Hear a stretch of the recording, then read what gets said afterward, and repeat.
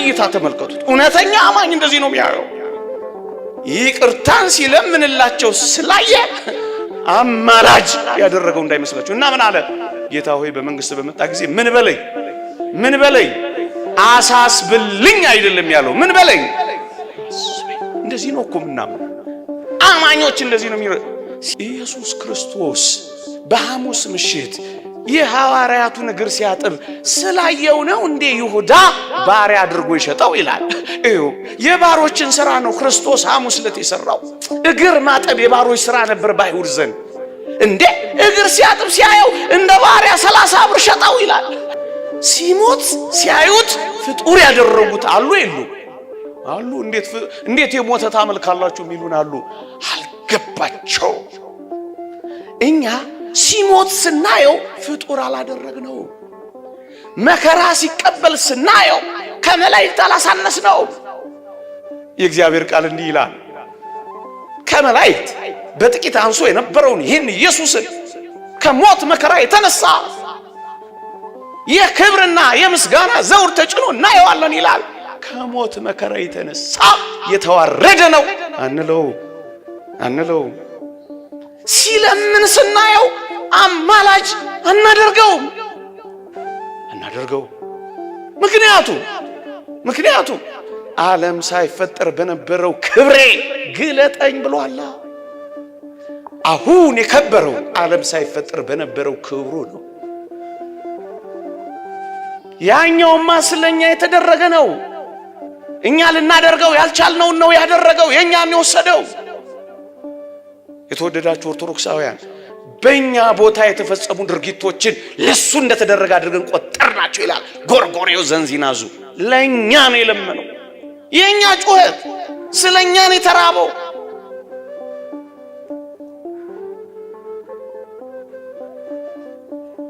በዚያ ክብር ነው አሁን ያለው። ለዚህ እኮ ነው ይለምናል፣ ይጸልያል፣ ይቃተታል፣ ያማልዳል፣ አሁን በሰማይ ያገለግላል ማንለው እኮ ለዚህ ነው። ወደ ጥንት ክብሩ ነው የገባው። ዝቅ ሲልስ እሱማ ስለኛ እኛን ለማዳን የከፈለው እሱን ይዘን ግን ተጠራጥረን ፍጡር ነው፣ ተጠራጥረን አማላጅ ነው። ለዚህ ነው ሲሞት ስናየው ፍጡር፣ ሲለምን ስናየው አማላጅ የማናደርገው። ለዚህ ነው በጣም ጥልቅ እይታ ደግሞ ላሳያችሁ። የአንድ ሰው ጥልቅ እይታ ማን ይመስላችኋል? በቀኝ የተሰቀለው ወንበዴ ነው። አታስታውሱ? አባቴ ሆይ ይህን ኃጢአት አትቁጠርባቸው ሲል ሲሰማ ምን እንዳለ ታውቃላችሁ? በል ጌታ ሆይ ለእኔም በነካ እጅህ ለምንልኝ ያለው መሰላችሁ? አላለው። ጥልቁን እይታ ተመልከቱት። እውነተኛ አማኝ እንደዚህ ነው የሚያየው። ይቅርታን ሲለምንላቸው ስላየ አማላጅ ያደረገው እንዳይመስላችሁ እና ምን አለ? ጌታ ሆይ በመንግስት በመጣ ጊዜ ምን በለኝ አሳስብልኝ አይደለም ያለው፣ ምን በለኝ። እንደዚህ ነው እኮ ምናምነው አማኞች እንደዚህ ነው የሚለው። ሲለምን ስላየው እንደውም አንድ ሊቅ ምን ይላል? ኢየሱስ ክርስቶስ በሐሙስ ምሽት የሐዋርያቱን እግር ሲያጥብ ስላየው ነው እንዴ ይሁዳ ባሪያ አድርጎ ይሸጠው ይላል። የባሮችን ሥራ ነው ክርስቶስ ሐሙስ ዕለት የሰራው። እግር ማጠብ የባሮች ሥራ ነበር በአይሁድ ዘንድ። እንዴ እግር ሲያጥብ ሲያየው እንደ ባሪያ 30 ብር ሸጠው ይላል። አያችሁ፣ ሲያጥብ ስናየው ባሪያ አናረገውም፣ ጌታ ነው።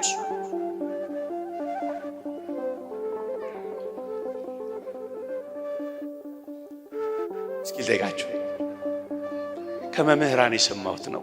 እኔን ስለጠቀመኝ እናንተንም ይጠቅማችሁ ይሆናል። መጠጥ ጠጥቶ የማያውቅ አንድ ሰው ይኖራል። ጮኩባችሁ እንዴ? ጮኩባችሁ? እንግዲህ ታገሱ። መጠጥ ጠጥቶ የማያውቅ ሰው ይኖራል። መጠጥ ጠጥቶ አንድም ቀን አያውቅም። አንድ ቀን ግን ጠጣ። አንድ ቀን ጠጣ፣ አልሰከረም፣ ጠጣ። ይሄ ሰውዬ ጠጪ ነው የምትሉት ወይስ አይደለም? አልሰማችሁኝም እንዴ? አላችሁ ለካ የኔታ አላችሁ የሚሉት እንደዚህ ገጥሟቸው።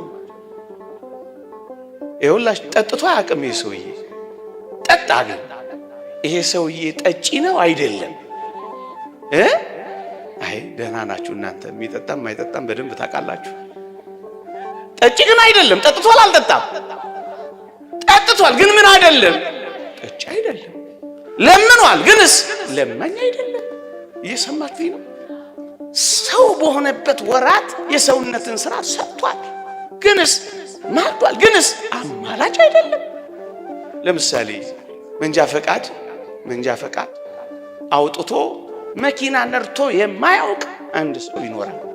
ከዕለታት አንድ ቀን ግን አንዲት የሆነች መኪና ያዘና ጥቂት አስፋልት ድረስ ወይም ደግሞ ያለ ቦታ ነርቶ ግን አያውቅም። መንጃ ፈቃድ ብቻ ነው። እንደኔና እንደናንተ እንደ ብዙዎቻችን አንነዳም፣ ግን መንጃ ፈቃድ አለን። ይሄ ሰውዬ ነርቷል አልነዳም? ነርቷል አልነዳም? ሹፌር ነው? ነጂ ነው? አይደለም። የተወደዳችሁ ወገኖቼ፣ ለዚህ እኮ ነው ኢየሱስ ክርስቶስ አፍ አውጥተን አማላጅ ነው ማንለው እኮ ለዚህ። ሰምታችሁኛል? እዩ ይህንን በአጋጣሚ እንዳይመስላችሁ። ታዲያ በሰማያት እንዴት ነው ክርስቶስን የምናውቀው? ክርስቶስን እንዴት ነው የምናውቀው ታዲያ በሰማያት? አንድ እግዚአብሔር ቃል አንብብላችሁ። ሁለተኛ ቆሮንቶስ መልእክት ምዕራፍ 5 ቁጥር 16 እንደዚህ ይላል፣ ወደ ሰማያት ከሄደ በኋላ በዘመነ ስጋዊው ይሰራ እንደነበረው አይደለም አሁን የምናውቀው። እና እንዴት ነው? እንዲህ ይላል ቅዱስ ጳውሎስ፣ ስለዚህ እኛ ከአሁን ጀምሮ ማንንም በስጋ እንደሚሆን አናውቅ።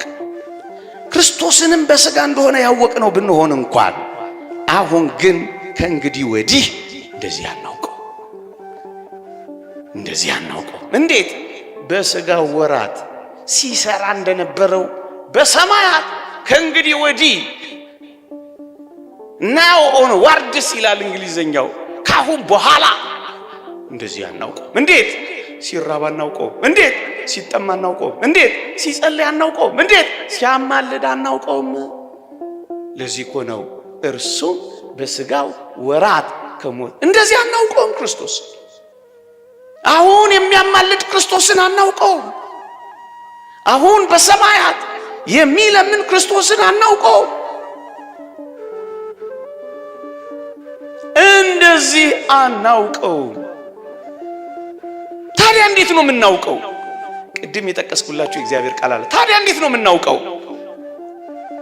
ዕብራውያን መልእክት ምዕራፍ 2 ቁጥር 9 ዕብራውያን ምዕራፍ 2 ቁጥር 9 እንዲህ ይላል፣ ነገር ግን በእግዚአብሔር ጸጋ ስለ ሰው ሁሉ ሞትን ይቀምስ ዘንድ ከመላእክት ይልቅ በጥቂት አንሶ የነበረውን ይህን ኢየሱስን ከሞት መከራ የተነሳ የክብርና የምስጋና ዘውድ ተጭኖ እናየዋለን። በስጋ ወራት እንደነበረው አናውቀውም። እና እንዴት እናየዋለን? የክብርና የምስጋና ዘውድ ተጭኖ በዙፋኑ ተቀምጦ። እንዴ የክብርና ዘውድ ተጭኖ ምን ማለት ነው ወገኖቼ? ዘውድ የሚጭን እኮ መኮንን ነው። ዘውድ የሚጭን እኮ ንጉሥ ነው። ዘውድ የሚጭን እኮ ፈራጅ ነው። እዩ ግልጽ እኮ ቃል ነው።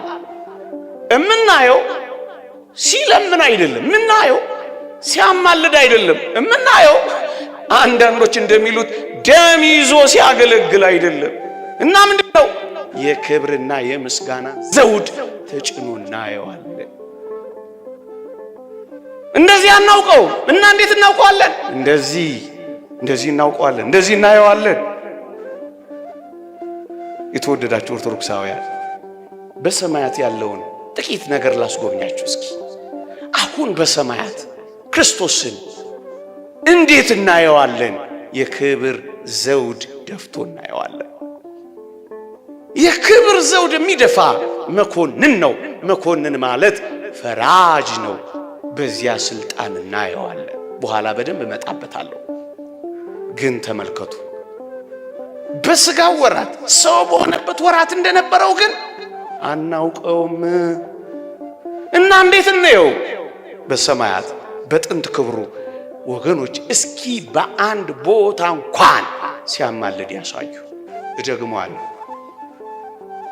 በአንድ ቦታ እንኳን እስኪ በሰማያት ክብሩ ከከበረ በኋላ በአብ እኩልነት እሪና ከተቀመጠ በኋላ በአንድ ቦታ እንኳን እስኪ ያሳዩ። የሌለው በአጋጣሚ እንዳይመስላችሁ፣ አይደለም፣ በፍጹም አይደለም። ይሄንን ስለማይሰራው ነው። ቅድም እንዳልነው ፈጽሞ ስላጠናቀቀው እኮ ነው። ይሄንን ልታስረዳን ትችላለህ በሰማያት? አዎ፣ ጥቂት የእግዚአብሔርን ቃላት ላሳያችሁ። የሐዋርያት ሥራ ምዕራፍ 7 ቁጥር 59 ምዕራፍ 7 ቁጥር 59 ቅዱስ እስጢፋኖስ ሲወገር አንድ ምስጢር ተገለጠለት። ምን ይላል? ኢየሱስ ክርስቶስን በአብ ቀኝ አየሁት ይላል። ቅዱስ እስጢፋኖስ እየተወገረ ነው። ከዚያ ቅዱስ እስጢፋኖስ ምን ብሎ እንደለመነ ምን ብሎ እንደጸለየ ላሰማችሁንማ በሞቴ እንዲህ ይላል። እስጢፋኖስም ጌታ ኢየሱስ ሆይ ነፍሴን ተቀበል ብሎ ሲጠራ ይወግሩት ነበር። ተንበርክኮም ጌታ ሆይ ይህን ኃጢአት አትቁጠርባቸው ብሎ በታላቅ ድምፅ ጮኸ ይላል። ምን አትበልባቸው? አትቁጠርባቸው። ለምንላቸው፣ አማልዳቸው፣ ባክህ ሊቀ ካህናታችን ነውና አገልግላቸው ያለ እንዳይመስልህ። ይህን ኃጢአት ምን አትበልባቸው? ይቅር የሚል የሚቆጣጠር የሚምር የሚፈርድ መሆኑን እኮ ነው የገለጠልን። በየት? በሰማያት ነዋ። በሰማያት ነዋ። በሰማያት ነዋ። ለምን? በዙፋኑ ላይ ነው ያየው። በዙፋን የሚቀመጥ እኮ ኦርቶዶክሳውያን ባለ መንግስት እኮ ነው በዙፋን የሚቀመጥ። ፈራጅ እኮ ነው በዙፋን የሚቀመጥ። ላስታውሳችሁ፣ እኛ ሁሉን ትተን ተከተልንህ፣ ታዲያ ምን ትሰጠናለህ አሉት ሐዋርያት ጌታን በወንጌል። ምን አላቸው? በ12ቱ ነገድ ላይ ዙፋን ላይ ትቀመጣላችሁ ካላቸው በኋላ ትፈርዳላችሁ አላቸው። ባለ ዙፋን እኮ ፈራጅ ኢየሱስ ክርስቶስ መኮንን ነው ያልኳችሁን አንድ ይህን ኃጢአት አትቁጠርባቸው። ሁለት እውነት አንዳንዶች እንደሚሉት የሚማልድ የሚያገለግል ወይም ሌላ እንደሚሉት ቢሆን ኖሮ እንዲህ አይነት ጸሎት ቅዱስ እስጢፋኖስ መንፈስ ቅዱስ ገልጦለት ይሄን ይል ነበር? በፍጹም። ለዚህ እኮ ነው መጽሐፍ ቅዱስ ስለ ክርስቶስ እና ስለ መላእክት ባነጻጸረበት የሐዋርያው የቅዱስ ጳውሎስ መልእክት ዕብራውያን ምዕራፍ 1 ላይ ምን ይላል መሰላችሁ? እንዲህ ይላል፣ ስለ ልጁ ግን ይላል አምላክ ሆይ፣ ዕብራውያን ምዕራፍ 1 ቁጥር 8 አምላክ ሆይ ዙፋንህ እስከ ዘላለም ድረስ ይኖራል፣ የመንግስት በትር የቅንነት በትር ነው ይላል። የተወደዳችሁ ኦርቶዶክሳውያን አንድ ነገር ላይ እስኪ እናሰላስል እንመሰጥ። ምን የሚል? አምላክ ሆይ ዙፋንህ እስከ ዘላለም ድረስ ይኖራል፣ የመንግስት በትር የቅንነት በትር ነው ይለዋል ኢየሱስ ክርስቶስ። አባ ጊዮርጊስ ዘጋስጫ ፈራጅ ማለትን ሲተረጉም ምን ይላል መሰላችሁ? ዓለምን የያዘ ማለት ነው ፈራጅ ይላል። ኢየሱስ ክርስቶስ ዓለምን የያዘ በመሆኑ ፈራጅ። ኢየሱስ ክርስቶስ ፍርድ ማለት ምንድነው? የዘላለም መንግስት ስልጣን ነው ይላል አባ ጊዮርጊስ ዘጋስጫ። በረከቱ ትደርብንና የዘላለም መንግስት ባለስልጣን ነው ክርስቶስ፣ ባለስልጣን። ለዚህ እኮ ነው የመንግስት በትር የቅንነት በትር ነው። ባለመንግስት ነው ክርስቶስ። በመንግስትነት እንጂ በባለሟልነት አናውቀውም፣ በአገልጋይነት አናውቀውም፣ እንደዚህ አናውቀውም። እንዴት? በአገልጋይነት አናውቀውም። ለዚህ እኮ ነው ቅዱስ ጳውሎስ ከመላእክትስ በቀኜ ተቀመጥ ያለው ከቶ ለማን ነው ይላል። እዩ፣ ከመላእክት ቅዱስ ሚካኤልን ነው በቀኜ ተቀመጥ ያለው? ቅዱስ ገብርኤልን ነው በቀኜ ተቀመጥ ያለው? አይደለም። በቀኙ የተቀመጠው የባህሪ ልጁ ኢየሱስ ክርስቶስ ነው። መላእክትስ ቆመዋላ፣ ልጁስ ተቀምጧላ። ምንድን ነው የሚያስተምረን? በፈጣሪና በፍጡር በአገልጋይና በተገልጋይ መካከል በጌታና በሎሌ መካከል ያለው ልዩነት የገለጸ አይደለምን ይላል ሊቁ ዮሐንስ አፈወርቅ። አዎ ክርስቶስ ተቀምጧል፣ መላእክት ቆመዋል፣ አማላጆቹ አገልጋዮቹ ቆመዋል። የባህሪ ጌታውስ ባለመንግስቱስ ተቀምጧላ። ስለዚህ በመንግስትነት እንጂ የምናውቀው በባለሟልነት አይደለም። በባለስልጣንነት እንጂ የምናውቀው በአገልጋይነት አይደለም። በባለቤትነት እንጂ የምናውቀው በባሪያነት ወይም በሎሌነት አይደለም። ባለመንግስት ነው እሱ። ባለመንግስት ማን ነው? ፈራጁ ነዋ፣ ፈራጁ ነዋ። ሐሳባችንን ከፍ እያደረግነው እንምጣ፣ ወይም ግልጽ ወደሆኑ ቃላት ደግሞ ፈሰስ አድርጌ ልውሰዳችሁ። እንዲህ ይላል እግዚአብሔር ቃል፣ እንዲህ ይላል እግዚአብሔር ቃል ሁለተኛ ቆሮንቶስ መልእክት ምዕራፍ 5 ቁጥር 10 ላይ ሁላችን በክርስቶስ የፍርድ ወንበር ፊት እንቆማለን ይላል። እደግመዋለሁ፣ ሁላችን በክርስቶስ የፍርድ ወንበር ፊት እንቆማለን። አያችሁ፣ የፍርድ ወንበር ክርስቶስ ተቀምጧል። አዎ ያው አነበብኩላችሁ። ምን ላይ ተቀምጧል? የፍርድ ወንበር ላይ። እኛስ በፍርድ ወንበሩ ፊት ወደፊት እንቆማለን። ክርስቶስስ የፍርድ ወንበር ላይ ተቀምጧል። ከፍርድ ወንበር ላይ ምልጃ ይወጣል ብላችሁ ትጠብቃላችሁ? የለም። የፍርድ ወንበር እሱ ባለ ፍርድ ነው። የፍርድ ወንበር ላይ ያለ ፍረድልኝ እንጂ የሚባለው አማልደኝ ይባላል እንዴ እናንተ? የለም። እዩ፣ በሰማያት 3 ቁም ነገሮችን አሳይቻችኋለሁ። አንደኛ ከሞት መነሳ ከመላእክት እንኳን በጥቂት አንሶ የነበረውን ይህን ኢየሱስን የክብርና የምስጋና ዘውድ ተጭኖ እናየዋለን። አንድ መኮንን ሆኖ ፈራጅ ሆኖ እናየዋለን። ሊቀ ካህናት ሆኖ ሲያገለግል የሚሉት ሀሳቡ ናቸው። ውሸት። እድሜና ጊዜ ከሰጠኝ በኋላ አሳያችኋለሁ ካላሰለቻችሁ። አንድ ሁለተኛስ ጌታ ሆይ ይህን ኃጢአት አትቁጠርባቸው፣ ይቅር በላቸው። 2 ሶስተኛ በሰማያት በአጋጣሚ አይደለም ሲለምን ሲያማልድ ሲያገለግል ማናየው፣ በአጋጣሚ አይደለም።